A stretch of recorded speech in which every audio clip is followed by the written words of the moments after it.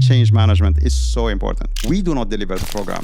Our touch points, people at the airport, on board, call center, they're not part of Skywards as a team. They're the ones who are critical to the experience that the members are going to be experiencing. How do we provide the best experience possible for our members? We need to be the custodian of that experience within the organization. We need to be the voice of the customer in the organization. Celebration is not just the exciting moments like that and taking them to a show, but it's also recovering from disruption as well and helping them in moments of anxiety when they're flying with their family, when they need all the support to make things happen. So being a customer advocate, being the voice of the customer, being the customer experience custodian, I think these are some of the basics that we sometimes need to go to.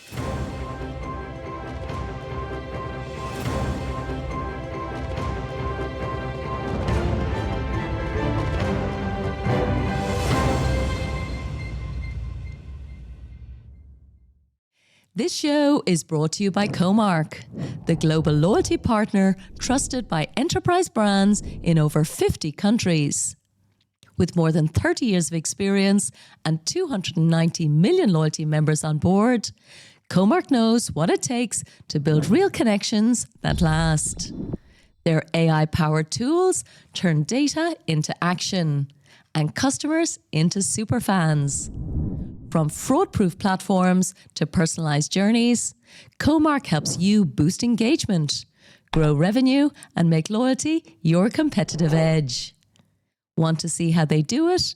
Head over to comark.com and discover loyalty that actually works. Hello and welcome to Let's Talk Loyalty and Loyalty TV. Today is perhaps the most special and significant episode of our show for me personally. 6 years after I launched Let's Talk Loyalty, I have personally hosted hundreds and hundreds of our podcasts. So it's time today for me to hang up my microphone and leave the hosting side of Let's Talk Loyalty and Loyalty TV to our amazing global panel of loyalty marketing professionals. To celebrate the end of my hosting role, we've planned an extra special episode with the program where my love of loyalty marketing began, way back in the year 2000. Today is also an incredibly special day for the Skywards program itself, which yesterday announced its Silver Jubilee celebrations and an incredible 25 years of delighting Emirates passengers around the world. For this special occasion, we're also thrilled to be shooting on location for the first time ever. So, as you will see, I'm sitting in Emirates Group Headquarters in Dubai. And I'm joined by Dr Nejib Ben Kheder, head of Emirates Skywards, who will share some of their strategies and successes over the last 25 years, as well as what lies ahead for this iconic program. I hope you enjoy my final episode as a host. And don't worry, I'm still here leading the show and the business to bring you even more loyalty marketing insights in both audio and video format in the months and years ahead. From me, Paula Thomas, please enjoy my final episode as a host of our industry-leading podcast and online TV channel. Thanks to all of you for your loyalty to our content. And I truly hope to stay in touch with all of you on LinkedIn and in person at loyalty conferences around the world. Now, on with today's interview with Dr. Nejib Ben Kheder from Emirates Skywards. Dr. Nejib, welcome back to Let's Talk Loyalty, and for the first time, welcome to Loyalty TV. And Paula, welcome to our headquarters. So I'm very proud to be here on our 25th anniversary and sharing this moment with you. It's a very special moment. I said it in the introduction. Honestly, my love story with loyalty started with Emirates Skywards, and here it is, the end of my hosting career, and it feels like we're coming full circle. So thank you for letting us come on site. Absolutely. Certainly very exciting for us. There's aircraft taking off in the yes, background. Absolutely. Yeah. Look at this. We made this all happen for you. Amazing. Totally thrilled. Listen, we have an awful lot to talk about today, particularly your incredible milestone yesterday, 25 years, your Silver Jubilee. Yeah. Congratulations for 25 years of Emirates Skywards. Let's get into, I suppose, our conversation for our global audience. As you know, we have a very special opening question, which we always ask you to prepare. And this is to give us a sense of you as a leader. So we like to get an idea of what you like to read, anything non-fiction, and that has helped in your life, in your leadership style, or in your loyalty career. So kick us off with the answer to the first question. What do you love to read? Oh, and thank you for giving me the opportunity to talk a little bit about my leadership. You know, I've always prided myself of having a transformation leader and taking on businesses. We laughed about me being a loyalty imposter, obviously, as in coming into Skywards 10 years ago now. So I'm not an imposter anymore, hopefully. I know something about loyalty, and this is why I'm here to talk to you about it. Yeah. But quickly on the books, and I was thinking about it just a few days ago, and then it struck me that actually there were 3 books, and I'm talking about the last 12 months alone. I'm an avid actually reader of HBR, the Harvard Business Review. Okay. And a lot of my leadership got influenced somewhat by those readings. So I'm gonna take you back on a trip down the memory lane. Okay. So 2004, I read a paper on blue ocean strategy. It talks about how do you, it's a growth strategy, and how do you take a business and look beyond the boundaries of the business. And Cirque du Soleil was one of the examples that they used in the book around the fusion of 2 businesses coming together and creating a new audience as well. Yeah. So that paper was in 2004, and that shaped a lot my thinking around transformation. How do I take businesses, whether it was B2B in the days where when I was with Sabre, or B2C when I ran Travelocity, or even B2C when I came here. And then if you think about Skywards and us taking the program from being a frequent flyer program into lifestyle program, some of that thinking and catering to a broader audience than we had at the time when we were in FFP, I think that a lot was shaped by that. Talking about 2004, but actually I reread the book, the white paper is where it all started, but I read the actual book, which was published, I think, in 2005, just a couple of months ago. And I have a copy here, Blue Ocean Strategy. So that's my first book. Okay. The second one is about really in 2015-16, I took the Skywards team on offsite and tried to, as we started the transformation, tried to build a little bit the character of the organization, or the culture, or the traits of the organization.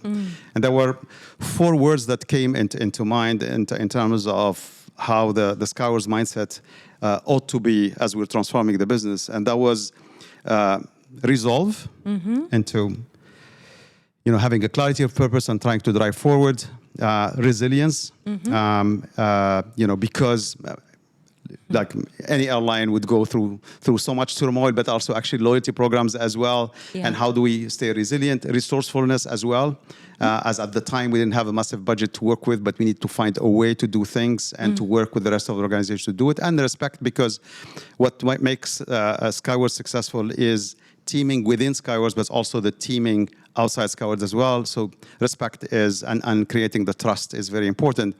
And those traits are been inspired somewhat by a white paper that I read again in 2015 around leadership,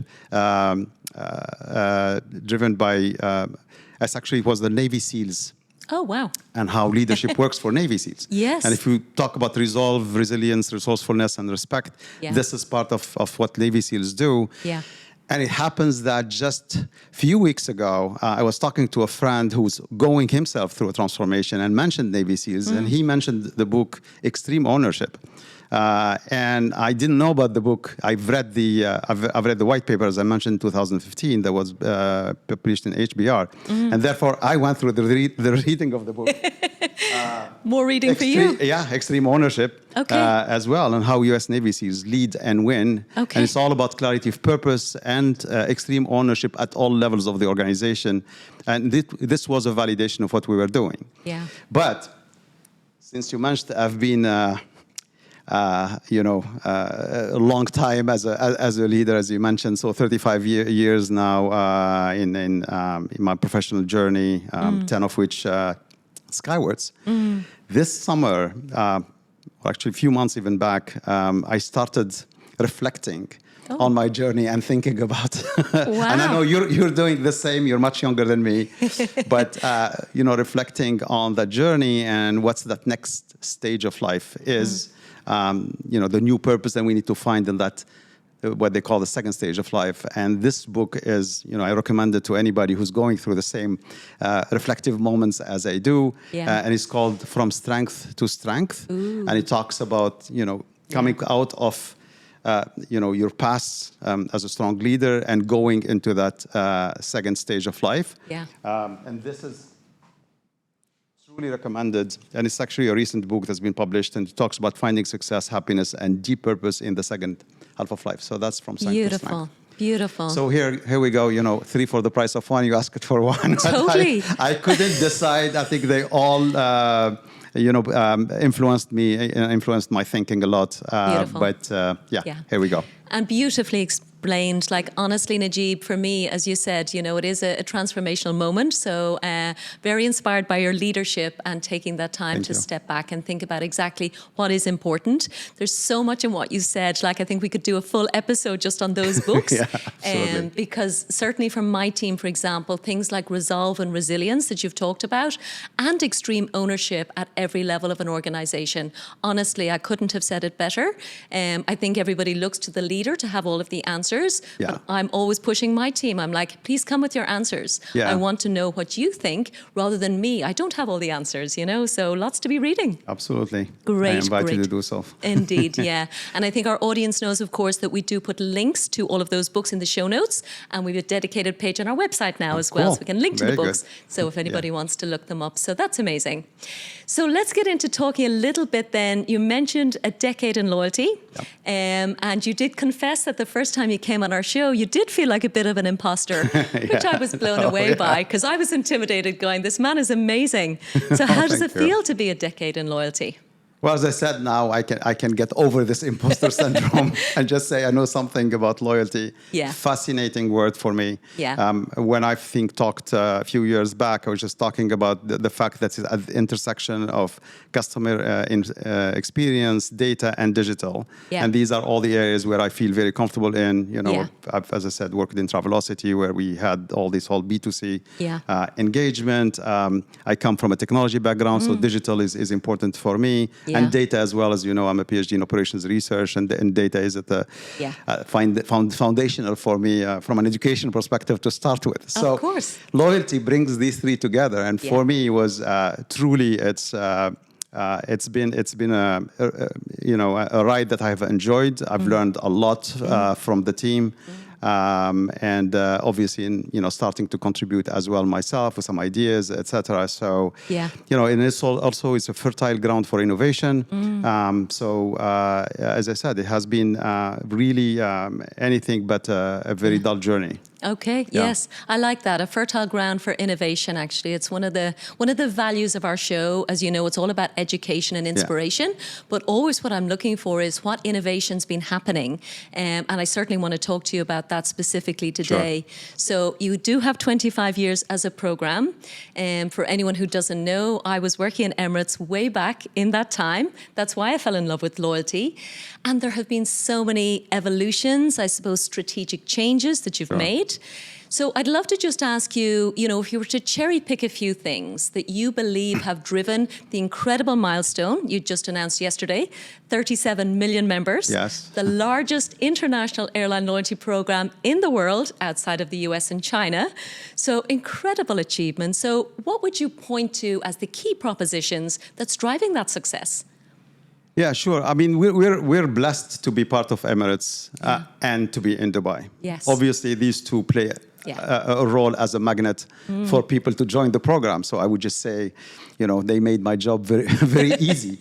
But truly, it's the Emirates, the experience that people have that really connects them emotionally back to the airline, and therefore the program is a way for us to materialize or that. that connection that they have. Dubai plays also a big role, and we're becoming, more and more like a loyalty currency for Dubai itself, rewarding both residents and telling from the traffic. You can most probably see that Dubai is growing as a city. A lot of people are now moving here. So rewarding residents, but also rewarding visitors as well, because the Skywards currency itself is global by nature, and therefore caters also to those visitors who are coming here as well, rewarding them for interacting with all the retailers, etc. here in Dubai. So I would just say these two where, as I said, components of the growth, if you will. But from a program perspective, Paula, and you've been at the forefront when we started, and a few years back. So 2000 was when we started the program. It was mostly a frequent flyer program. I would say up to 2015. So that 15 years was mostly focusing on people who are flying. So they're earning through flights, and they're burning mostly on flights. The change that we made in 2015, and going back to this blue ocean strategy in terms of catering to a new audience, because at the time, basically, we were catering the top 3% of our membership, right? Mostly the premium members who can collect miles through flying, etc. As you know, we're an international carriers. We have a lot of infrequent travelers as well, for whom the program was not very attractive, if you will, right? So, all that long tail of people who are flying with us once a year, once every other year. We're not talking about the Dubai residents. We're obviously talking about people in the UK, in the US, etc. And our largest base is actually in the UK now, hovering around 5 million members, and US is around 4 million members. I mean, here in the UAE, we have 2.3 million members. So just tell you that we're really by design and international, and that's again at the image of the airline itself. So how do we become relevant to all these members who, and stay connected to them throughout? We expanded a lot our partnership ecosystem. And our relevance came through our partners mostly, and in particular our everyday partners. And it's not just the credit cards that we have in certain strategic markets, but it's also your retailers and etc. So in the UK, the Bicester Village, for example, here thousands of retailers that we have on programs like Skywards Everyday, etc. In the US, we have Skywards Miles Mall. We have that actually in 5 strategic countries where people can just interact with e-commerce retailers and earn and burn miles as well. In the US with the likes of Macy's, with Bloomingdale's, with all the big retailers. So the ecosystem of partners have grown tremendously, and that had made us relevant. So we've democratized the earn somewhat by allowing people to earn more, but we also democratized the burn. So we introduced around 2015-16 Cash Plus Miles as well, as a way for people to, from the first mile they earn, they can actually redeem it to get a discount, quote unquote, on a ticket. And that has grown in popularity, and we just say 25% of the burn transactions today are actually Cash Plus Miles, which allows you access to any flights, any cabin, any day. Amazing. So that made it also attractive for people from a burn perspective, and therefore people who have less than 10,000 miles, and a lot of people who have less than that can actually use that 10,000 miles and convert them to around $100 to just get the discount on a ticket. We have a lot of people who actually interact with the program. As I mentioned, 25% of the burn transactions are Cash Plus Miles transactions. Amazing. And I love that because, we've often talked about the 80-20 rule in business and in marketing, but you're saying 97% versus 3% in terms of the relevance way back then. And I confess, actually, because when I was looking back, I joined Skywards, or rejoined, let's say, in 2014. I was still living in Ireland at the time. So to your point, I didn't really have enough opportunity to engage with Skywards. And then I started to fly back to Dubai, and I was like, you know what, I really need to get at least something for this travel. But I wasn't really fully engaged. And then this morning, actually, I got your amazing email, again, celebrating the Silver Jubilee. And I was told, talk about personalization. I have personally earned over 1 million Skywards miles since that date. Congratulations for being a Skywards millionaire. Thank you. But I've also redeemed 95% of them. Yeah. So there you go. That's perfect. The relevance is there. I'm definitely, not a premium traveler, still in economy most of the time, of course, aspiring to all of the upper classes. Hopefully few upgrades. Along the way. Yes. I have absolutely That is the most sought after redemption as well. And even in terms of miles redeemed, 40% of the miles redeemed are on upgrades. Are they? Yeah. Honestly, yeah. We do 1 upgrade a minute. Oh my God. Yeah. So that's incredible. My husband's traveling next week. I've set the auto upgrade for him. So we're really hoping, again, the flights are packed, I know. But the nice thing about our policy is that we allow upgrades up to being on board. Right? Yes. We could do it at check-in, you could do it on board. So if there's a seat available, you'll get it. For our members, yes. Amazing. Talk to me about the mindset. You were, telling me before, we got here today that you're proudly an old-fashioned loyalty program. And I thought for, again, our global audience, this is a really important principle. I think a lot of people who watch our show are under commercial pressure to deliver bottom line revenue from the P&L, the loyalty P&L. And you've been able to maintain, I suppose, your positioning and your focus as a business tool, first and foremost dedicated to the members, and seemingly also deliver the P&L piece. I mean, I don't know the details, but talk to us about the mindset of the program.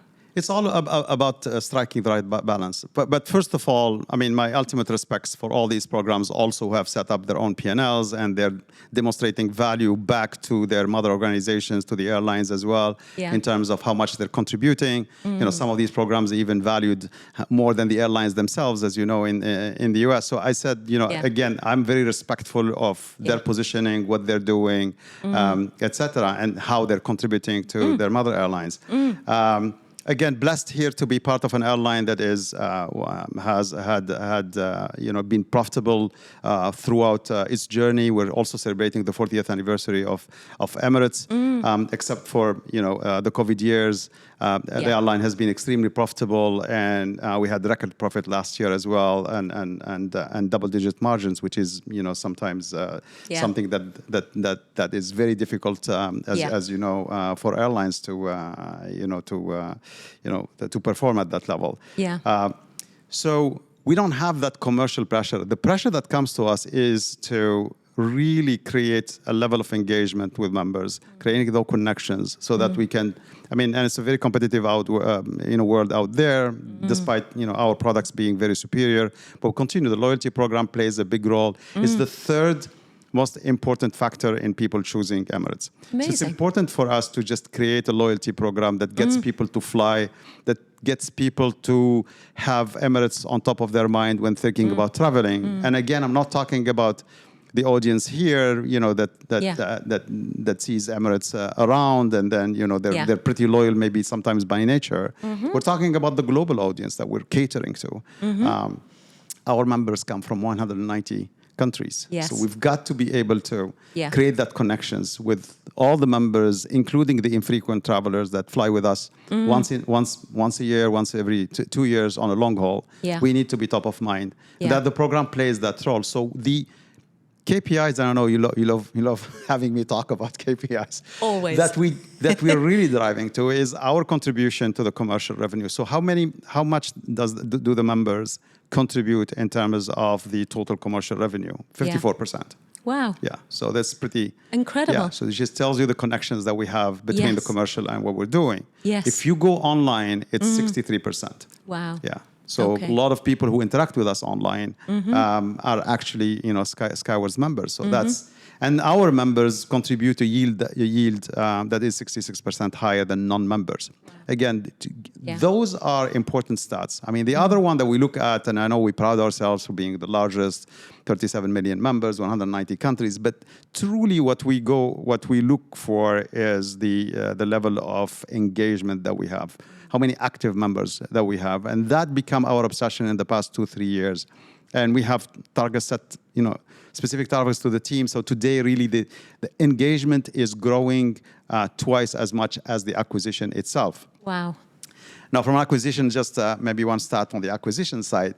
In the first year of the program, we had 76,000 members join the program. Okay. That's what we do now in a 1 week. Wow. So we have about 78,000 a week. Yeah. So we actually have 7 to 8 members a minute joining the program. Wow. So that's the rate at which. But I think, our job is to ensure that first they're engaged with the program, staying active, and second that they're engaged with the airline as well, and driving the commercial revenue for the airline. So I would say, of course, we have, as I said, a very, very rich ecosystem of partners, and we get paid good money from these partners. Yes. These monies support us getting the inventory from our revenue optimization colleagues, so that you get the upgrades, you get the, you get the classic rewards as well. I mean, to your point earlier, you mentioned you're 1 million milers, but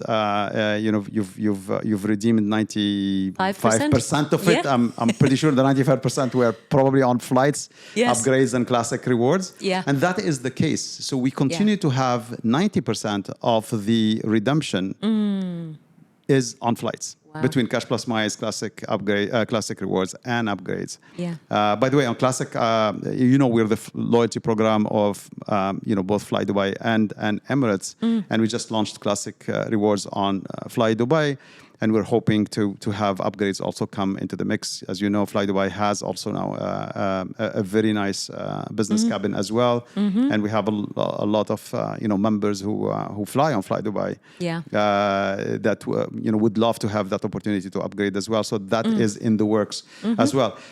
Emirates and Fly Dubai coming together, more than 200 destinations. Unbelievable. So it offers the world. And if you include all our airline partners, and we know we're very picky sometimes to work with certain partners. We're not in an alliance ourselves. Yeah. We have, I think we cater, we provide access to 1,400 destinations. Wow. Perfect. Perfect. So that's part of, staying relevant, etc.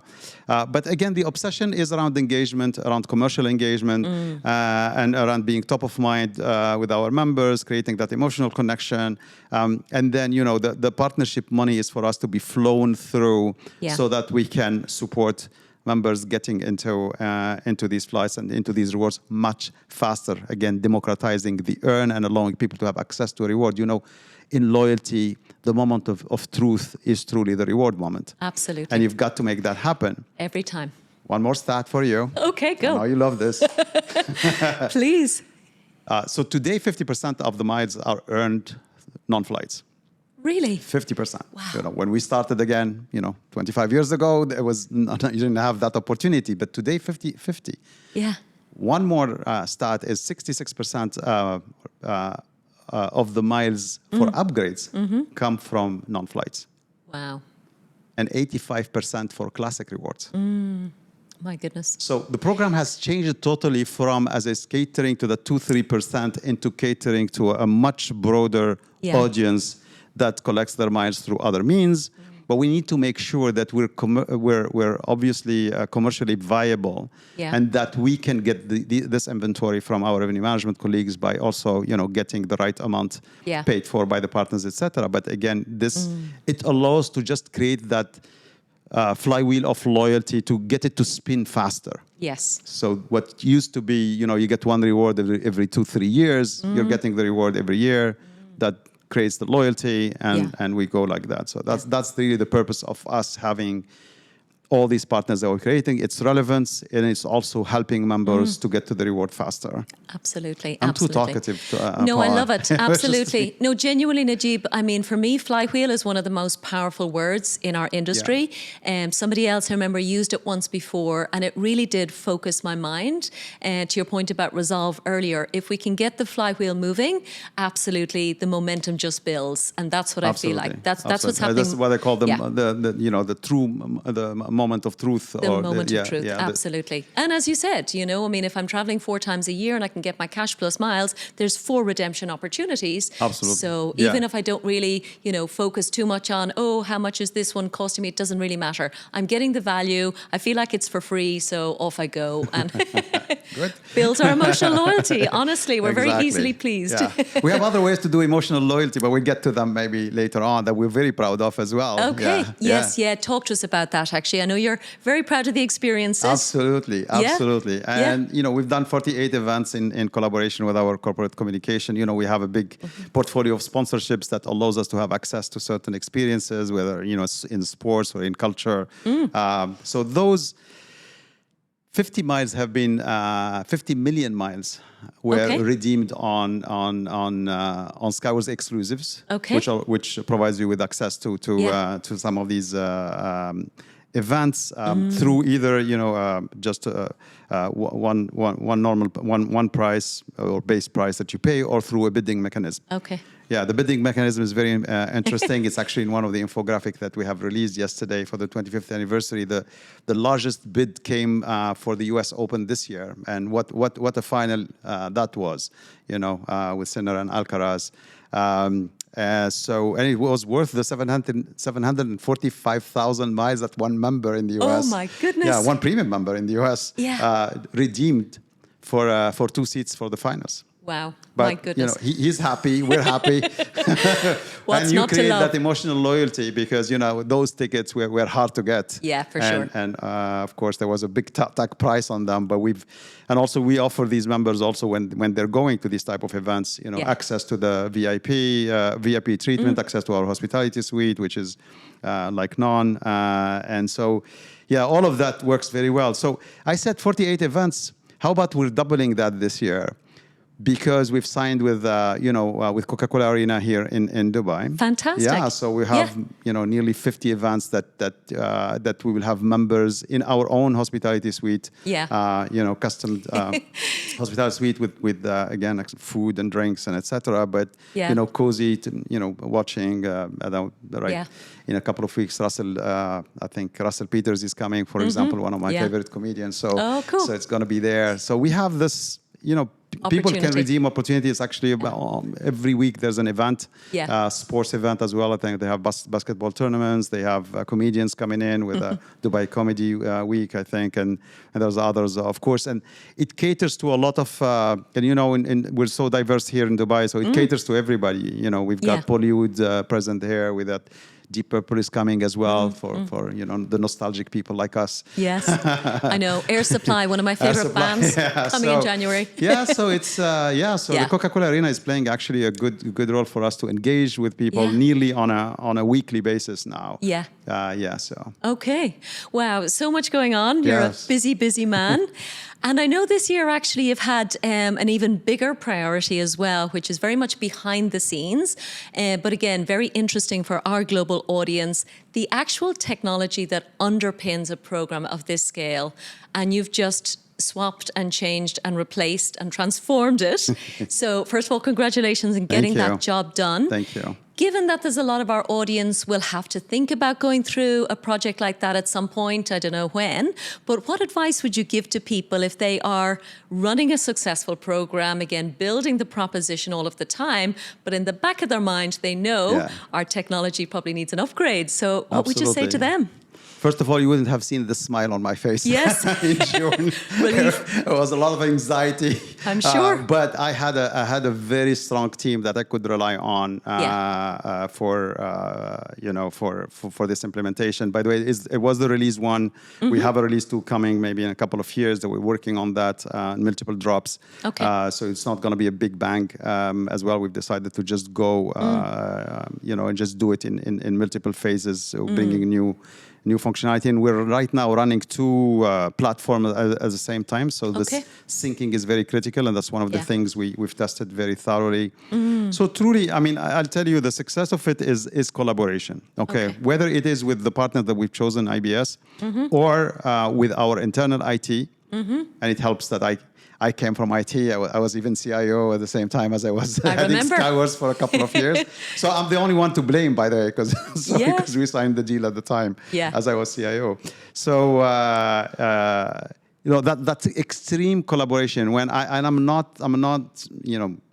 We have somebody has to take it seriously, right? Like truly, because if the business is not 100% engaged and driving this.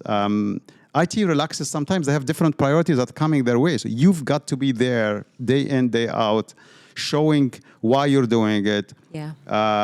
why is it it is important for the business, why it is a very important enabler. Technology is in our day or age, in our days, is extremely important as an enabler for the business, especially if we talk about being digital.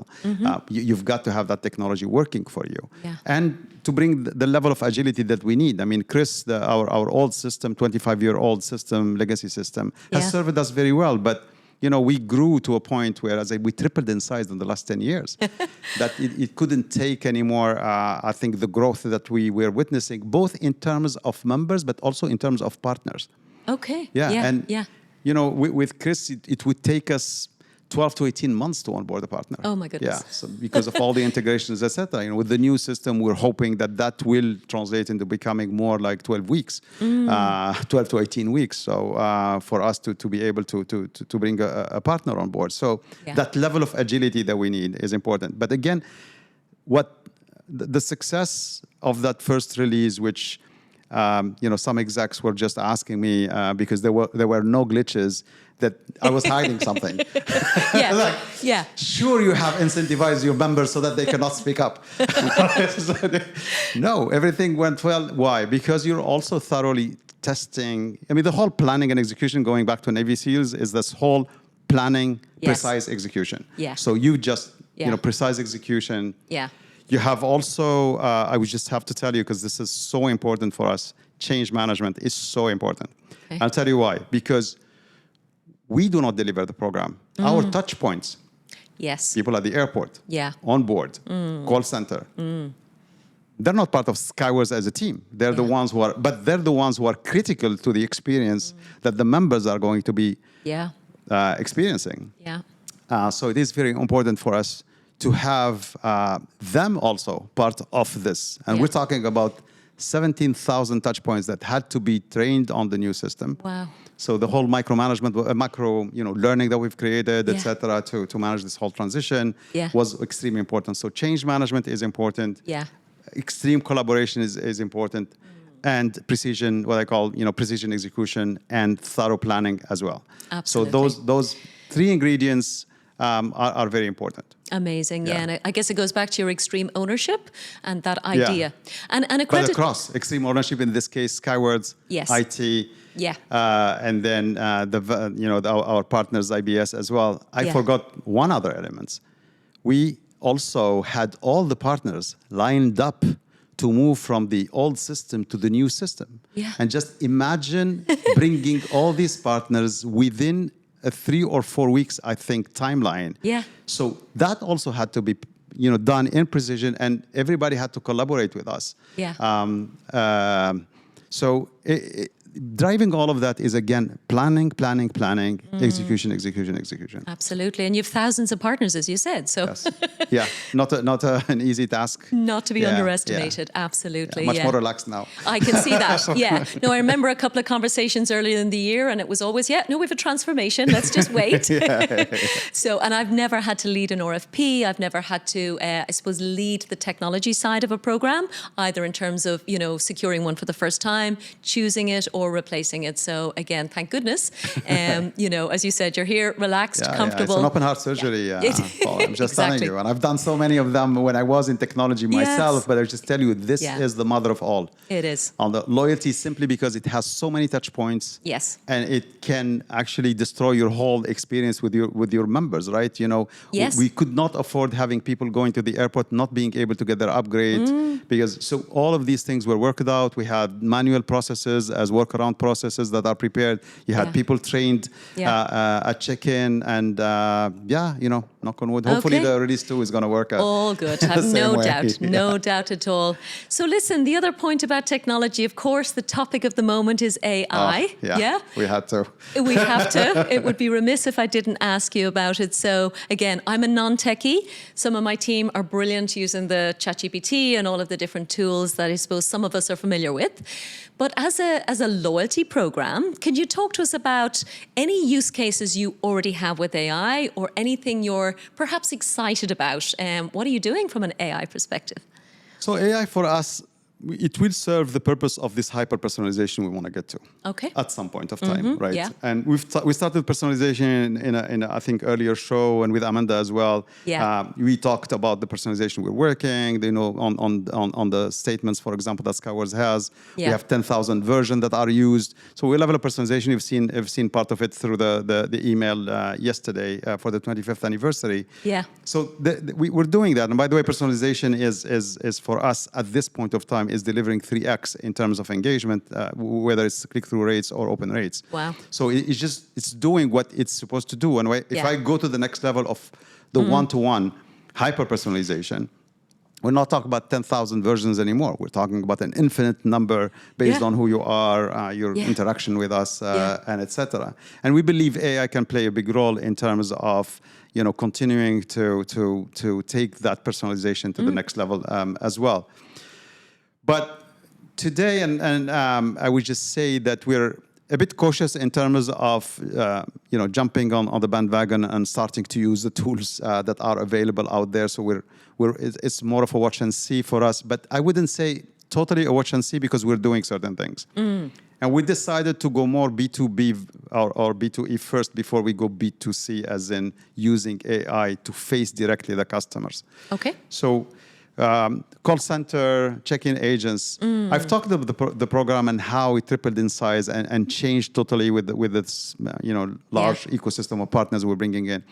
But also products and innovation that we're bringing in. Skywards Plus, Skywards Exclusives, a number of things that we're bringing. Yeah. Nobody can really keep up. Even I cannot keep up sometimes with everything we have. Yeah. Campaigns, offers that we have at any point of time, etc. With people calling the call center, etc. Yeah. How about working on a tool that will help our call center agents, our check-in agents, to navigate this maze and understand based on your question to them, and them diving into the information that's available in a very conversational way. So not a techie way, for them to just put a question in and to get an answer with a high level of reliability that they can also help them interact with the customer as well and answer their their queries or requests. So that's the one proof of concept that we're working on. Okay. I think we're very close into releasing something to support our agents both at the airport and the retail centers and at the contact center as well. Wow. Taking that one step, once that works out, let's say, and delivers the reliability that we need as well. Because, you've heard about, sometimes these generative AI tools being delusional or... Totally. And you cannot really afford having that when you're interacting with your customers. Yeah. So when we get to that level of reliability, you could use the same concept and say, Paula, for example, you've got, I don't know, in your kitty today, 20,000 miles, 30,000 miles. You want to, and then you're aspiring to, you want to book your next trip to Dublin this time of the year, etc. Yeah. It can just go and come back to you and say, this is, if you're doing it in the next 6 months, this is what we recommend you should be doing to get the extra miles that you need, etc. Where interact with Skywards every day, get a co-brand, use the co-brand on certain spend, etc.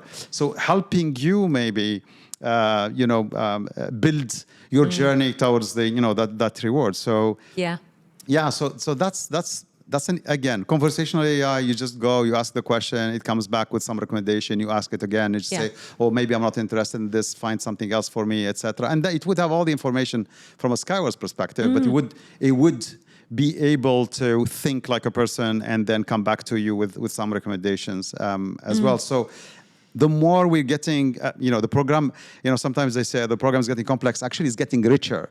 It's just going to provide you with more opportunities. But how do you, as a member, keep up with that?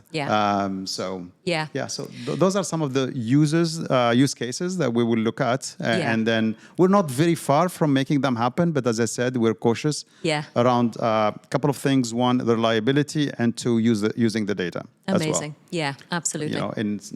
So how do we contain also the use of this data, and how do we protect the privacy of our members as well? Of course, absolutely. And I love that use case, particularly, Nejib, the idea that one thing, how do I need to be behave in order to earn, to get to the threshold, but also what is the most affordable way to burn.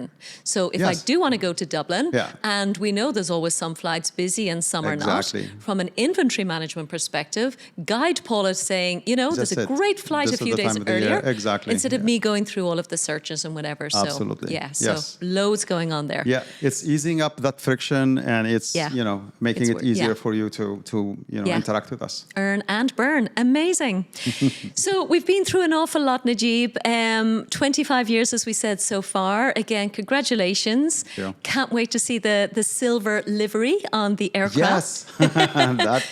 Yes, that's going to be coming out, I think, quite soon. Yeah, that's a moment for all of us, and a pride, a moment of pride, I think, for all the Skywards, but also all our support teams. Again, corporate communication, we worked extremely hard in putting that whole livery together. You know, our engineering team was, it's entering shortly the shops there for the painting to happen. So hopefully by the end of October, we'll get it out. We have a sneak preview of it in the social media. Yes. So we're all very excited. I think it's again a moment of pride for all of us. The first time Skywards is going to be on our planes flying the globe.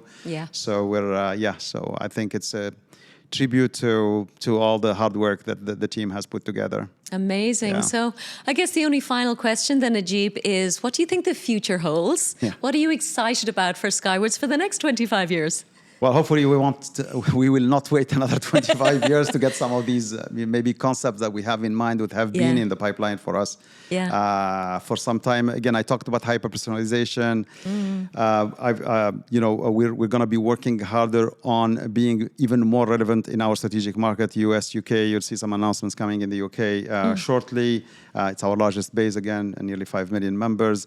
So those will continue. By the way, we'll also get into other modes of transportations as well that are relevant to our members, worldwide. So you'll see new partnerships coming in, enhancements on the products like Skywards Plus. But you could think these are incremental in nature, okay? And that's part of the BAU and the business as usual, how the program continues to stay relevant and et cetera. And the team is working hard on some of these. And as I said, the technology is going to allow us to be much more agile in terms of doing more of this as we go. But there are a couple of things that truly have been an obsession of mine, and hopefully will be able to see this happen in my lifetime. So my new purpose in my second stage of life. So But it's this concept which we have implemented for platinum, but we were wanting to implement for silver and gold.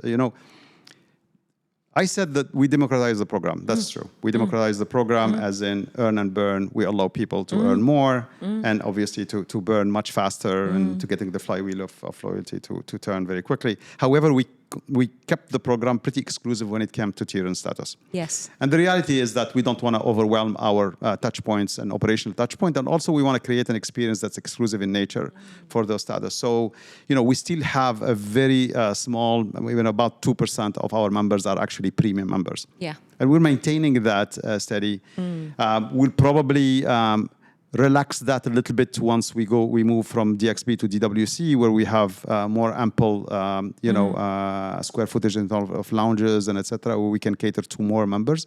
But right now we're keeping this at a manageable level. Sure.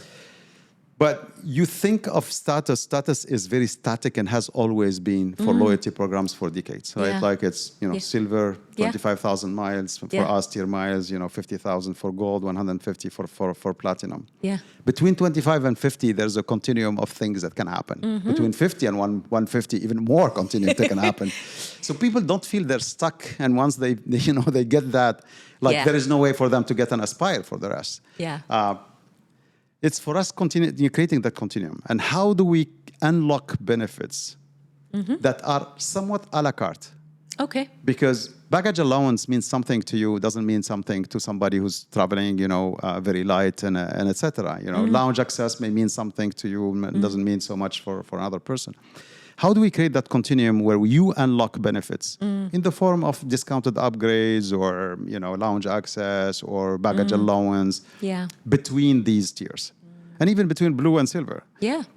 So you don't have, and not only unlock benefits, but unlock benefits that are useful to you. Yeah. technology needs to obviously allow that, and your touch points need to be able to fulfill that. Yeah.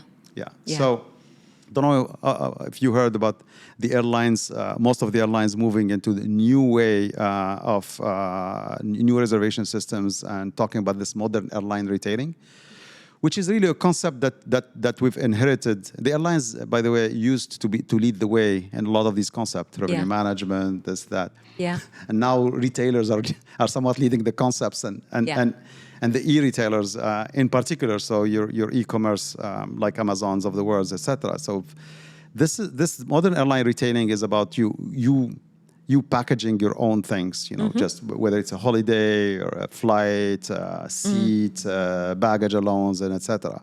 In that same category, we think, and it's a personalized package that we put a basket and then we price that basket. The same way we should be thinking about the loyalty as well as we go, because higher level of personalization, making benefits that are a la carte, and creating a continuum of benefits between tiers. So easier said than done. It's been, as I said, an obsession. It's been on my plan for like 7-8 years now. Hopefully the technology is going to help us do that. So we're thinking next 2 years where we unlock this release 2 with the iLoyal, the IBS platform. We will be able to do more of this as we go forward. And also working with the airline on this modern airline retailing platform, we will be able also to personalize the things like pricing and et cetera, working with our members. Amazing. Super inspiring. I mean, I'm at silver, I think I said to you, working my way towards gold. So anything I can do along the way, honestly, it's something that I behave differently, I remember thinking of myself, it's a terrible word, but when I joined Emirates 25 years ago and I got my first co-brand card, I remember thinking, I feel like a loyalty junkie. And honestly, it's like, I just want all of these benefits now. So I'm fully on board. So listen, that's all of my questions for today, Nejib. I just wanted to ask if you any final words of wisdom, any final thoughts or comments. We'll definitely be having you back on the show again with our global hosts, of course. Hopefully I'll have more to say. I always have so much to say. But it's certainly my last opportunity to host you, as you know. So anything else you want to say before we wrap up? No, I think it's, you said we're an old-fashioned, loyalty program. I think just maybe, again, to all the loyalty experts out there, that sometimes there are basic things we need to do. Yeah. We're here to, loyalty is earned, through, we talked about, the virtuous cycle of loyalty with the earn and burn. Yeah. But it's also, really earned in what I call recovery moment or disruption moments. So how do we, provide the best experience possible for our members when, they go through a disruption, for example. And that also allows us, we need to be the custodian of that experience, within the organization. We need to be the voice of the customer in the organization, and we need to be able to influence everybody. Not just proving to them that we're making money, but also, driving them to support our members in the best way possible. So members, have that trust, and we're taking away that anxiety.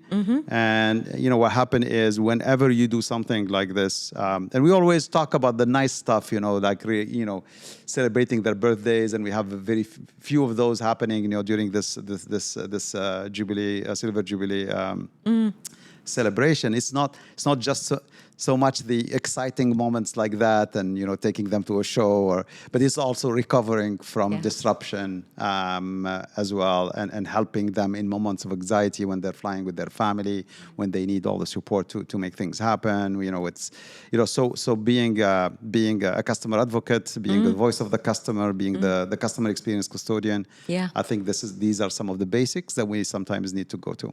Absolutely. Back to. Yes, so many words of wisdom. I have to say, it's been a masterclass. It's the age, Paula. Honestly, we've got it going on, but honestly, it comes through. It's inspiring, and it's obviously working. So, congratulations Thank you, again. as usual, Paula, being such a graceful host, and looking forward to engaging with you on other forums. Please God, absolutely. I'll be looking forward to it. So, Dr. Nejib Ben Kheder, head of Emirates Skywards, thank you so much. From Paula Thomas, from Let's Talk Loyalty, and from Loyalty TV. Thank you.